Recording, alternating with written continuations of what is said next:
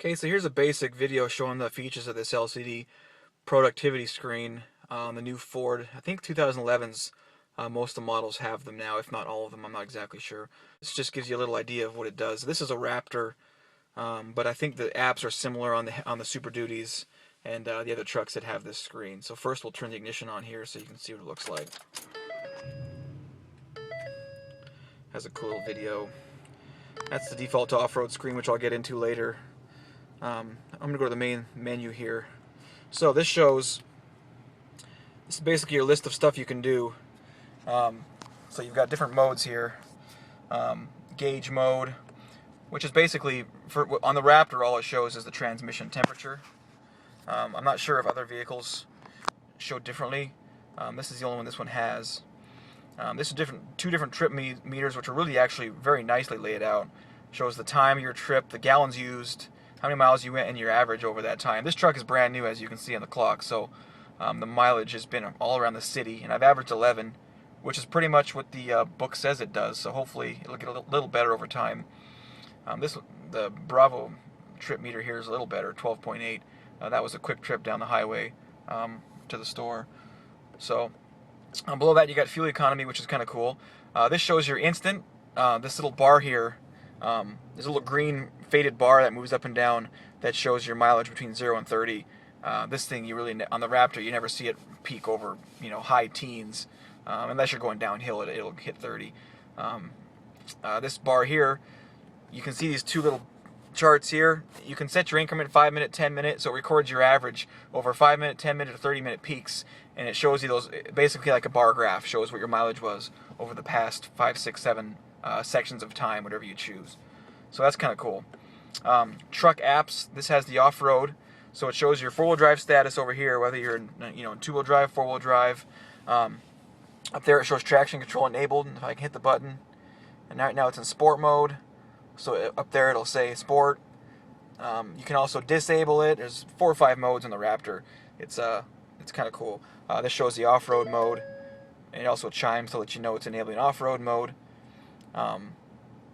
which does all kinds of stuff with as far as the power delivery and transmission shift points, and traction control. So I'm going to turn that back off.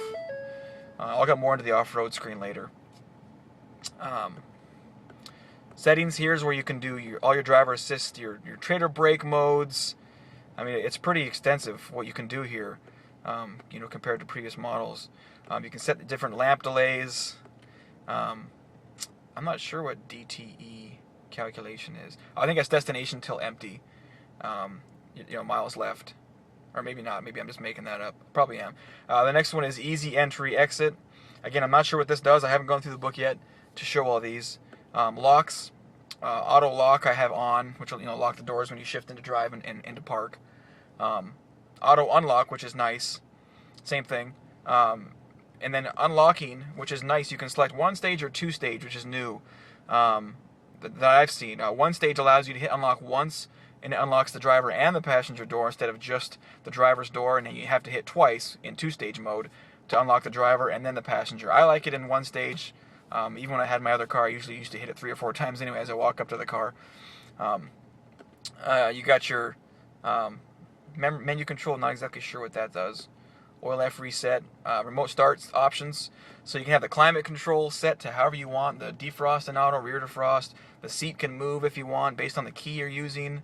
Passenger seat, same thing. And all this stuff is pretty cool. It allows you to have the AC always come on in auto or the last setting. I keep it in auto, so if it's cold, it'll heat the truck up. If it's hot, it'll cool the truck down. Duration, this is how long it'll run before it shuts off. I've got it set to 15. Quiet start. What this does is, when it's on, the truck will idle at a lower RPM than usual. Usually when the truck starts up, it idles slightly higher, so it warms the engine up and the air conditioning faster for you, which is quiet start off. When quiet start is on, it'll actually idle at a lower RPM, so it's a little quieter. So if you've got neighbors that are annoyed, that might be a better option for you. Wipers, courtesy wipe. I believe all this does is just do a quick series of wipes for you when you do the remote start. I keep that off. My key, what this does, I'm not going to create one now, but it allows you to create a key with all kinds of restrictions. So if you have a teenage driver or somebody else that you don't want going crazy, like a valet or whatever, you can make a my key which can limit the RPM, the speed, the volume. I mean, you can do all kinds of stuff to basically babysit the truck. Language, obviously, units. That's it for the settings. Information just goes into, you can look at system checks and it shows your oil life, your doors, brakes, etc., etc. It's pretty cool. So that's basically the new screen. I'll show you the off-road mode here so you can see more options there. So this is the off-road screen.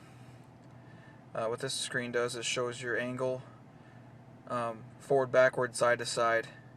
It also shows your steering angle. So you can see here as I turn the wheels, now it's showing the angle of the wheels. It's also showing the degrees, which I guess if you're an off-roader that may be helpful.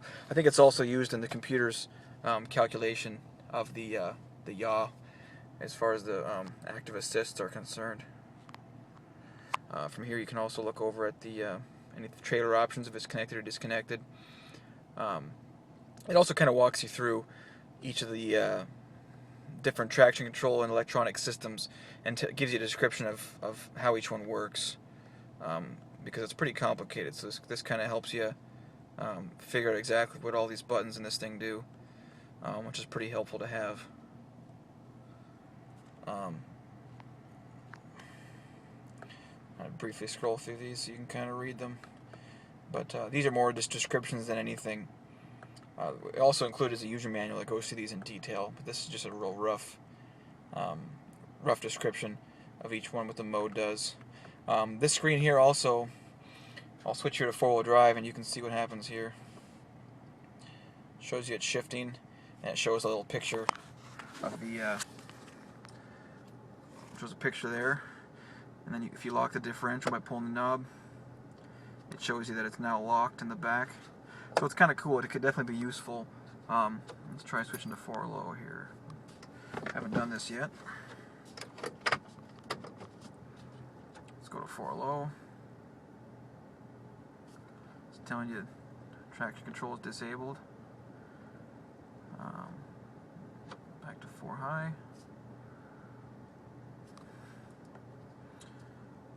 So it's kind of cool. It kind of just gives you an overall view. And as you're driving, you can't see it now, but as you're driving, actually, you'll see the power going to the rear wheels and all that fancy stuff.